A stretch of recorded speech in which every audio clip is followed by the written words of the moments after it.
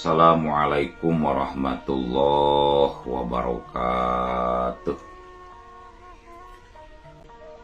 Alhamdulillah wa syukru ala ni'amillah. Kurang ayeuna dugi kadangat ayeuna masih keneh tiasa ditepang dangukeun deui dina acara anu matuh kamemet urang sadayana. Nyatana dina pagelaran dongeng Sunda ayeuna kantun bagian anu ka 67 nanya pamiarsa. Atuh ngarah teu nyangkolong ting kana waktos sumangga. Para wargi sadayana saenggeusna puluhan warga ngagimbung di buruan imahna Mbah Samiri. Jang Aris jeung Mbah Samiri katut anu sejena pada nalek pada nanya pang-pangna pisan mah ku sabaraha inohong lembur nu kawilang geus araya umuran sangkan teu riweuh teuing gura-giru bae Mbah Samiri umajak ka sararea sangkan ngawangkong di jero imah. Pajar teh sangkan leuwih tumaninah ari ngobrol di jero imah mah teu asup kabeh. Kapaksa nu sawareh deui mah kudu daek pagelak-gelak di tepas imah. Malah mati saeutik warga anu kudu ridho naragog di buruan imah oge. Sok sanajan teu kungsi ditanya-tanya acan anak jeung minantu Mbah Samiri mah tisirikna aralewohna nepikeun carita ngeunaan ka sang tukang anu jadi musabab nepi ka lumangsungna galungan di eta patempatan. Ari Jang Aris nama saparluna bae nyaritana teh teu bener pisannya ari kitu masih akas teh kalakuanana. Oh, belaan ngagunakeun cara kotor nepi ka tega rek maragatkeun nyawa batur sagarupanya hayang jadi bupati teh. Geus nyaho kieu mah sudi aing mah sudi abrik-abrigan milih si akasna oge. Oh lah montong diangkat jadi pamimpin jelema telengas model kitu mah. Komo ieu sakedeung deui tanggal 27 November cenah pamilihan teh nya. Kade ulah ngangkat nu kala itu. Moal balik jadi pamimpin oge nu kitu patut mah euy. Kade-kade sing waspada. Sing asak-asak ngejo bisi tutung tambagana. Sing asak-asak menjo bisi kadung jagana. 5 tahunon eta teh euy. Ulah dipilih nu kitu patut mah. Sababaraha urang warga ating celengkeun nembrakeun ka keuheulna. Sanggeus aya katerangan anu katampa kabeh malik geuleuh ka Pak Akas. Laporkeun we atuh Pak Lurah kanu berwajib. Da kotor atuh kalakuan nu kitu mah Pak. Saurang warga nyelengkeun nepikeun ka mandangna. Lain teu hayang ngalaporkeun. Ngan nyaho sorangan beureunan.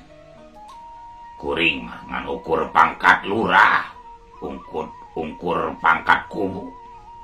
Hese pisan ari kudu panggih jeung bupati mah. Lamun laporna ka polisi, kudu aya bukti nu kuat deui. Tanpa bukti nu kuat mah malah bisa-bisa dituding ngitna. Sajabat eta lamun kuring nekat ngalaporkeun nya kudu siap nyang hareupan bahaya anu jadi resikona deui. Eta we buktina Mbah Samiri nu karek nolak kana pangajak Pak Akas oge. Balukarna geus rek diala nyawa geuning kumo deui pangkat lurah. Tembal saurang lalaki anu keur paranna reuteuk ku warga anu keur ngagimbung di dinya. Tayohna mah eta teh kubu atawa lurah di eta tempat. Heuh, hese ketak ari nyang hareupan jalma anu leuwih kawasa mah nya. Komo nyang hareupan jalma anu boga duit mah hese. Nya antep we lah batan kudu cilaka atau kudu leungit nyawa mah keun we urang lalajoanan. Terus engke dina waktuna ulah diparili cenah karasaeun. Saenggeus lurah nembalan kitu sarta dibenerkeun ku pating celengkeungna warga anu satuju kana caritaan lurah. Antukna anu keur ngariung di dinya oge kabeh arunggut-unggutan. Langsung kahartieun tayoh namah ku sararea oge. Da memang lain perkara nu gampang, rek ngalawan jalma anu boga pangkat komo, boga pangkat jeung boga duit mah hese anu aya bakal ere. Dina mangsa puluhan jalma keur ngagimbung sarta galecok di imahna Mbah Samiri. Di imah anu samemehna dieusian ku Pak Akas jeung Kuneng tina oge sarua. Harita teh genep urang lalaki, anu 2 urang di antara nama tayalian Pak Adang jeung si Kalung. Masih kene aruplak ngarobrol, kalayan katembong siga nu daria pisan. Padahal harita teh wanci geus kacida peutingna. Kumaha kinten-kintena Baopai bakal hasil moalnya? Cek Pak Adang ngeret ka hiji dukun anu disebut Baopai. Kulama tacan kungsi gagal dalam Padang. Sakedeng deui oge pasti bakal aya nu mawa beja ka Abah. Nya sae upami kitu mah Abah. Upami Abah Samiri tos puguh palastra mah, mangka Abah sareng nu sanesna bakal kenging persenan anu kalintang ageungna ti Pak Akas Bah. Ayeuna mah geura siapkeun we kitu duitna. Sakedeung deui bakal anu laporan ka Abah, sok sadiakeun duitna. Puri Nyai, ceuleuh. Keur kitu ujug-ujug aya cahaya peureum anu ngaburi Nyai.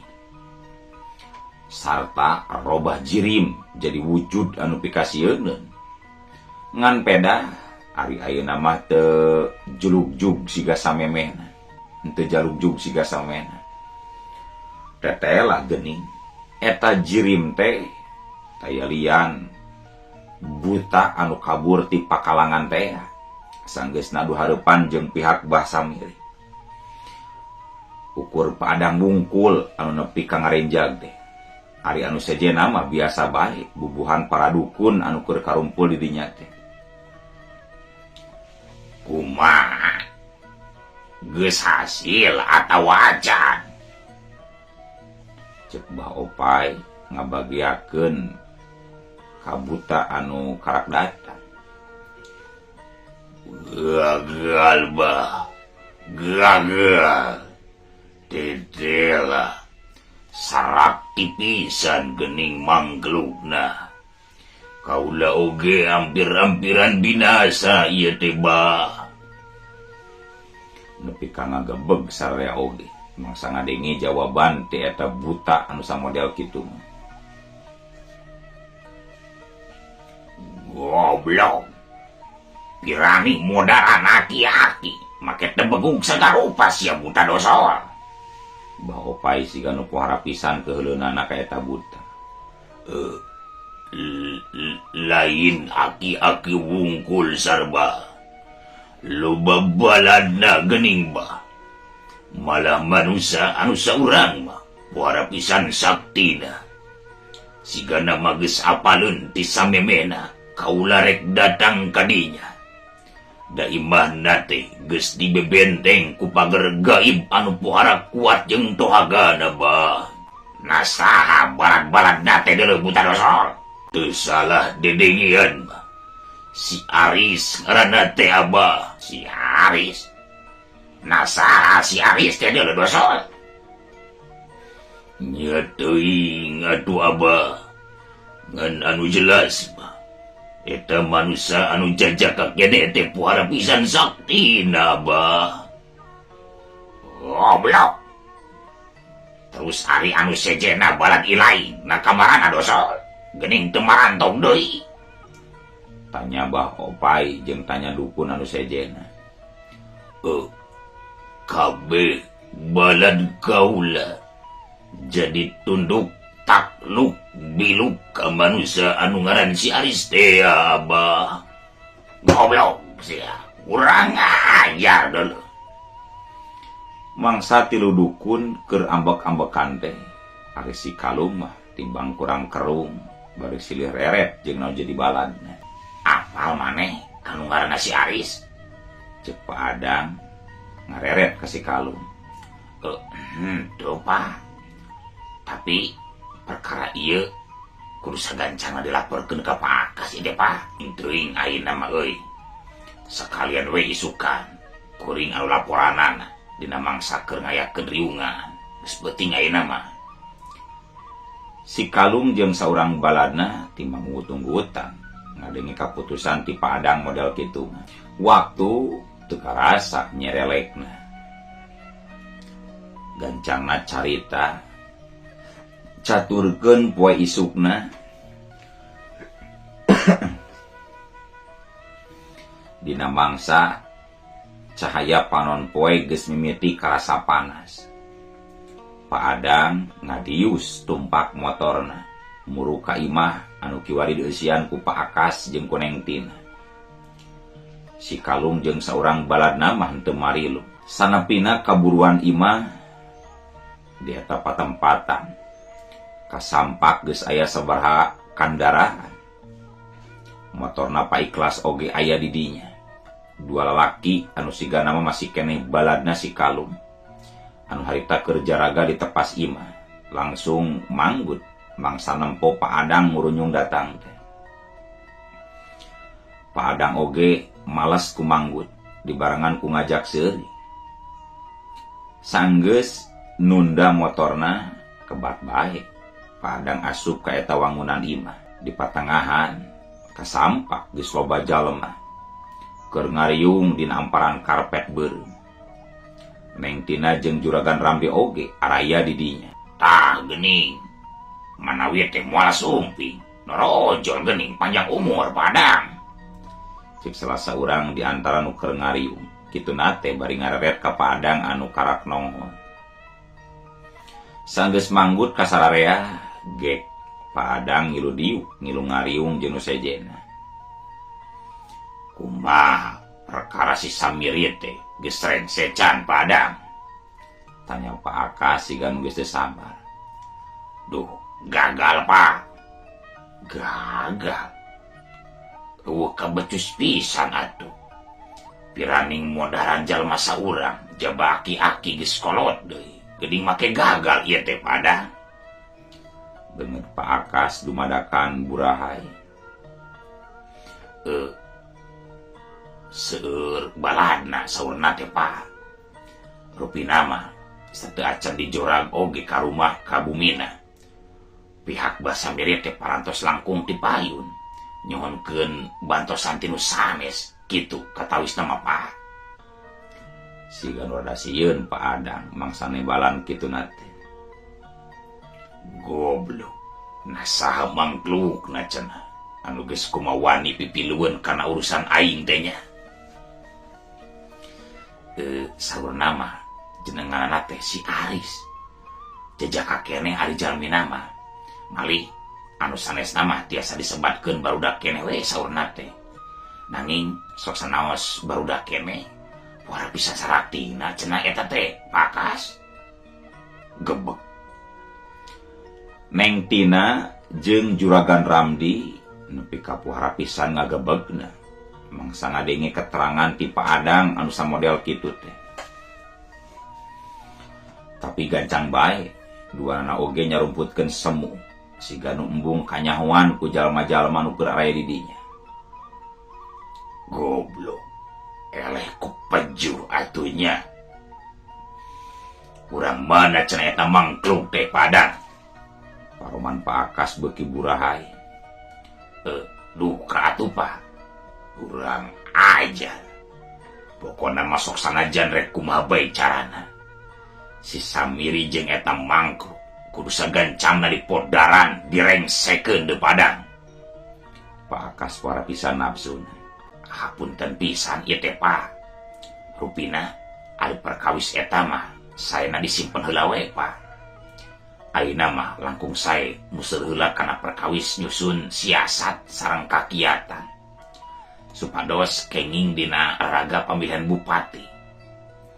Keun we Da seueur keneh jalmi anu tiasa disuhunkeun pitulung mah Pak.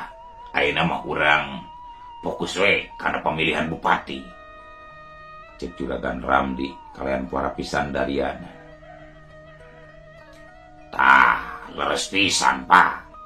Saya nama urang museur heula we kana perkawis pemilihan bupati. Urusan nu kitu mah gampil engke. Sanggeusna pemilihan Pak. Leres Pak. Perkawis Bas Samiri sareng jalmi anu namina Aris mah langkung sae disimpen heula we Pak. Nu sejen sikeun langsung sapu kana caritaan Juragan Ramdi teh. Teu bisa kitu, teu bisa. Justru perkara ieu teh kudu sagancangna direngsekeun. Sabab aya patula patalina jeung siasat anu keur disusun ku urang ieu teh. Lamun si Samiri jeung eta mangkluk anu ngaran si Aris diantep, geus pasti bakal jadi cucuk lurungkang ka hareupna. Sabab bakal nyebarkeun kagorengan urang.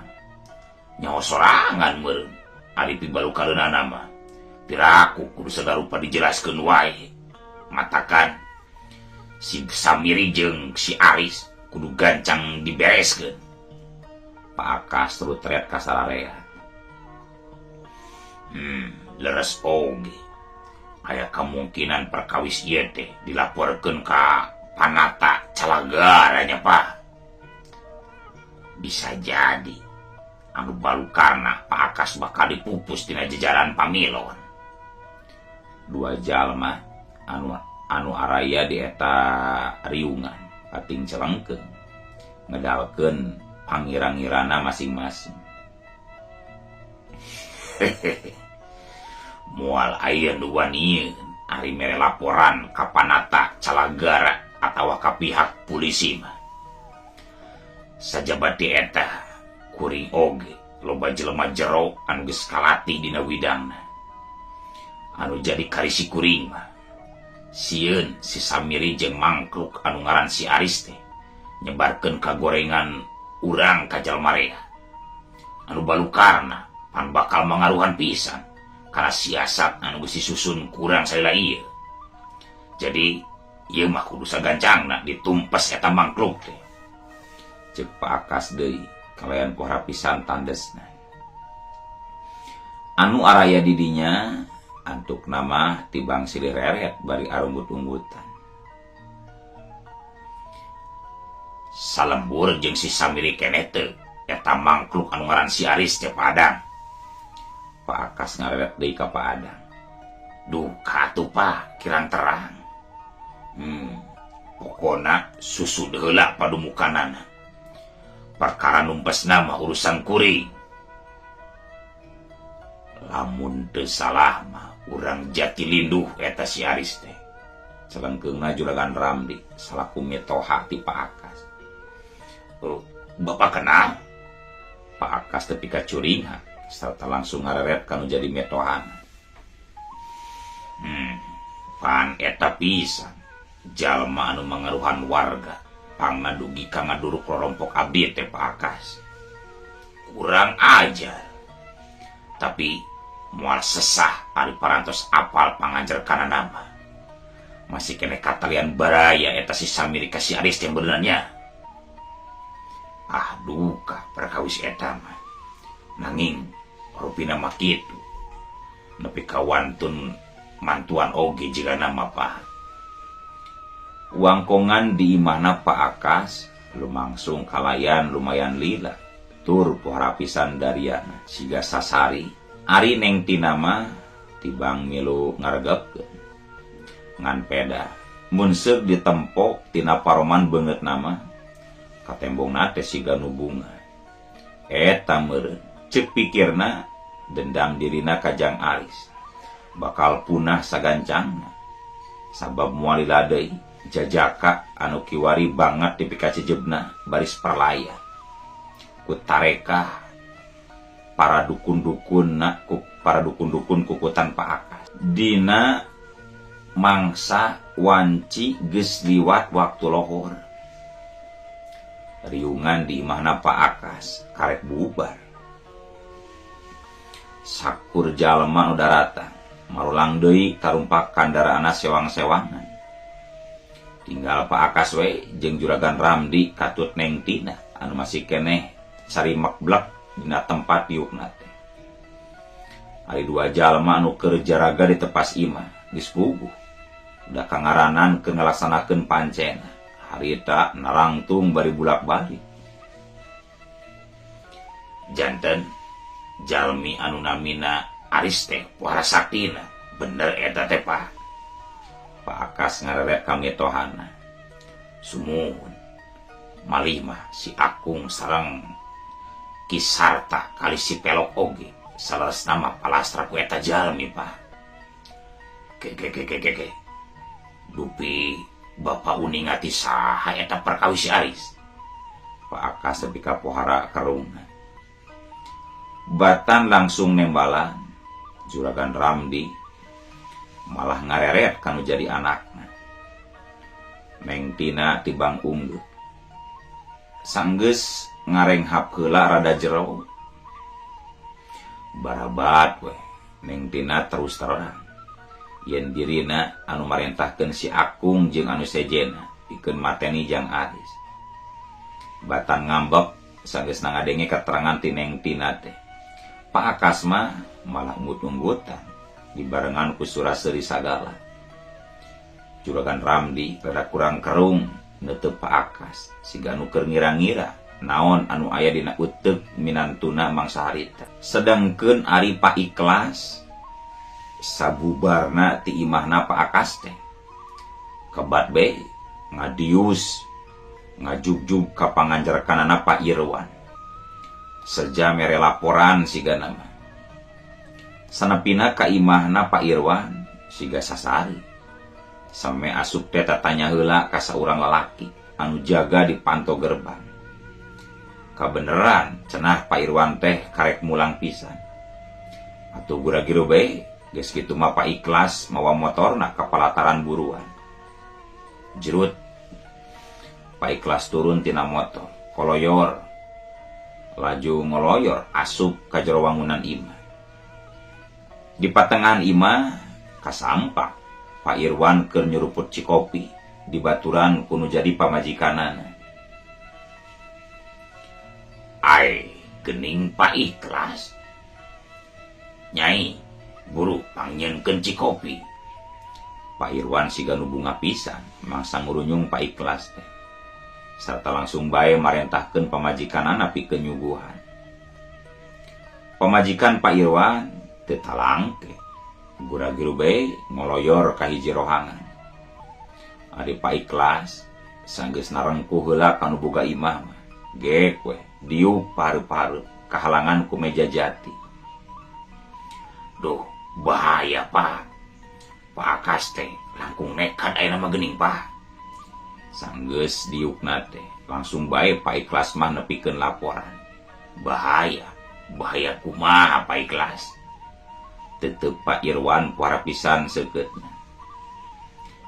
Wengi tadi teh Pak Akas dugi kamarentahkeun sabaraha dukun kanggo nelasan pati saurang dukun anu ngabangkang kana parentahna.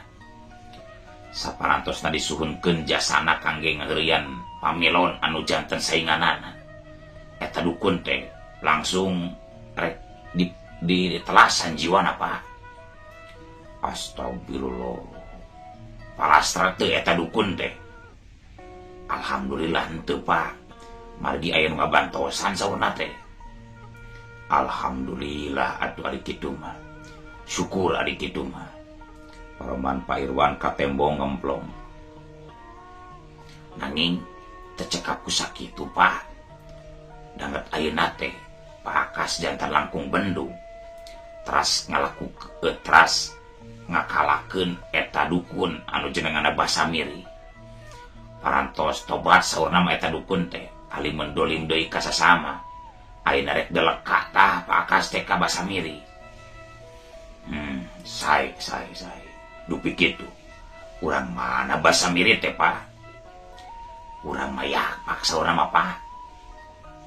Ari anu ngabantosanana urang mana? Pak Iklas teh langsung nembalan. sabab kaburu ngurunyung pamajikan Pak Irwan. Bilih bade tuang mah Pak ikhlas. Sanggup madahanet kene Pak. Cek pamajikan Pak Irwan sajeroning ngasongkeun cikopina.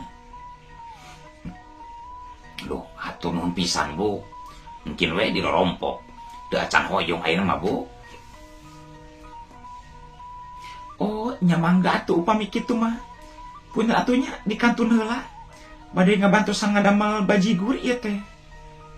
Oh, mohon mangga Bu mangga.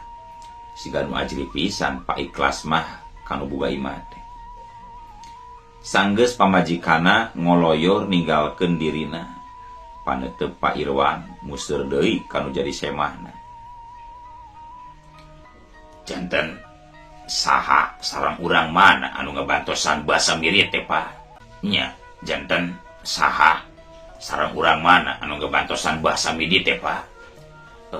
Basa miri sanes basa midi Pak. Ai mohon hilap. Kita ari geus sepuh mah Pak. Hese emut babari pisan hilapna. Pak Irwan surang ngaserenge yang serikeun dirina sorangan. Pak Ikhlas oge jadi pipileueun nyerenge. Janten saha sareng urang mana anu ngabantosan basa miri teh Kah? Tanya deui Pak Irwan. Saur Juragan Ramdi mah mohon mitohana pakas. Urang Jatilindu eta Jang Aris teh cenah. Jang Aris jenengan nama anon kene saurna. Nanging buahara pisan saktina. Dijaka eta pisan saur Juragan Ramdi mah anu parantos mitnah dirina dugi ka bumina didulu keluarga teh Pak. Gebeg. Nepi ka pohara ngagepegna Pak Irwan. Mangsa Pak Ikhlas nyabit-nyabit ngaran Aris. Ke. Ari Jatilindu teh di daerah mana ya teh Pak? Jadi langsung museur kana perkara Jang Aris na Pak Irwan mah. Ari kana perkara Pak Akas jeung metohana mah sigana teh dumadakan poho. Upami telepat mah di wewengkon Kacamatan Margawani kene eta teh Pak. Kieu Pak Ikhlas. Upami teu cape mah ayeuna kene tepangan Mang Jalal sareng Mang Lomri. Piwarang ka dieu kitu aya urusan nu pohara penting na ieu teh Pak Ikhlas. Sok sanajan barijeng rada hulang-hulang tapi Pak Ikhlas teu burung unggeuh. Teu kungsi loba tatanya deui. Sanggeus amitan mah gura-giro we Pak Ikhlas ninggalkeun imahna Pak Irwan. Tapi karek oge ngalengkahkeun suku ninggalkeun imah Pak Irwan. Nah atuh. Euleuh waktosna. Assalamualaikum warahmatullahi wabarakatuh.